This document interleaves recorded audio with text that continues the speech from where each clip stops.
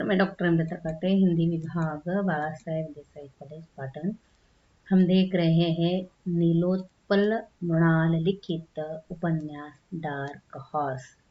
इसके हमने लगभग 12 भाग देख लिए हैं और 12वें भाग में हमने देखा कि संतोष को कोचिंग क्लास मिल गया है।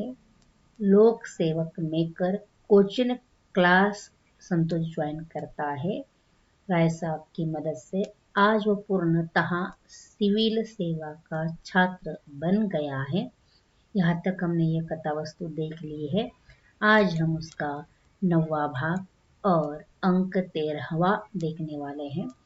13वें अंक में राय साहब संतोष को कोचिंग क्लास मिलने के कारण पार्टी देने के बारे में कहते हैं, लेकिन पार्टी होती है या नहीं, आज हम इस 13वें अंक में देखेंगे।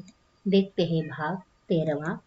परिपाटी के अनुसार इस अंक के पात्र नायक संतोष है, मनोहर है, मनोहर के चाचा है, भरत है और राय साहब भी है।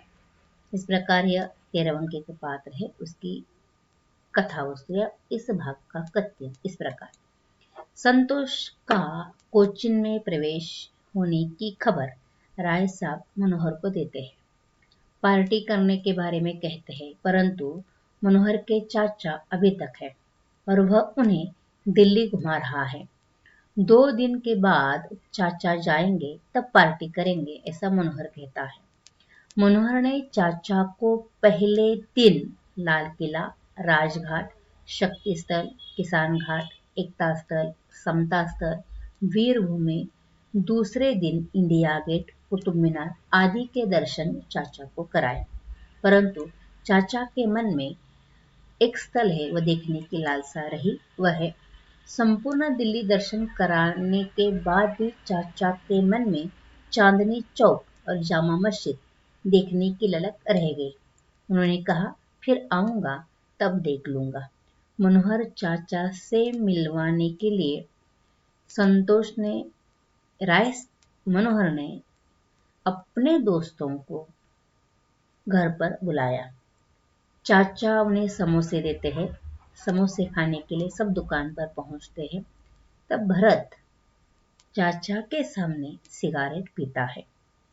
इतना ही नहीं तो वह दारू भी पीता है। यह बात चाचा के सामने होती है। बात संभालने के लिए राय साहब बीच में बोलता है कि यूं है कि दिन रात पढ़ाई करने के कारण कुछ लड़के कभी कभी लेते हैं, पर मनोहर बिल्कुल नहीं लेता। ये बात संवारने के लिए वहां राय साहब बीच में बोल पड़ते हैं, परंतु चाचा को यह बात पसंद नहीं आई।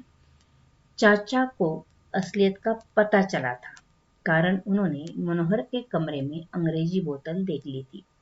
साथ ही उन्हें भरत का बर्ताव, बड़ों के सामने सिगारेट पीना ठीक नहीं लगा था। उस वक्त उन्होंने कुछ नहीं कहा, पर घर वापस जाते जाते अपने मन का गुब्बारा निकालते हुए मनोहर को कहा, थोड़ा अंग्रेजी मीडियम कम ही रखो तुम, ठीक ही है, हिंदी ही ठीक है, समझे। बहुत मेंटल स्ट्रेस है ना, तो घर वापस चलो, बाप चाचा का बिजनेस संभालो, बहुत पढ़ लिए तुम। इस प्रकार मनोहर के चाचा ने मनोहर के असलियत को पहचान लिया था, इसलिए जाते जाते वह अपनी मन की बातें मनोहर को वह कहते हैं। इस पर मनोहर थोड़ा उदास होता है। मनोहर चाचा की कसम खाता है कि उसने दारू नहीं पी या दारू नहीं पीता, पर चाचा को सब कुछ पता चला था, इसलिए वह क्रोधित होते हैं। मनोहर चाचा की माफी मांगता है और कहता है कि पिताजी को कुछ मत बताओ। कुछ नहीं बताएंगे, सुधर जाओ, ऐसा चाचा कहते हैं। मनोहर के आंसू पोंछते हुए मनोहर अपने आंसू पोंछता है और हाँ कहता है कि वह सुधर जाएगा। चाचा की ट्रेन निकल गई। मनोहर को थोड़ा चैन मिला, पर जाते जाते चाचा मनोहर को हेडेक देकर गए थे। इस तरह इस अंक में मनोहर के चाचा आए हैं और मनोहर के चाचा को मनोहर के असलियत के बारे में पता चलता है। अर्थात मनोहर यह पढ़ाई के लिए आया है और पढ़ाई के नाम पर वह क्या कर रहा है इसका एहसास उन्हें होता है, इसलिए वो उसे समझाते हैं और वहाँ से चले जाते हैं। यहाँ अंक 13वां समाप्त होता है। आपने ध्यान से सुना, धन्यवाद।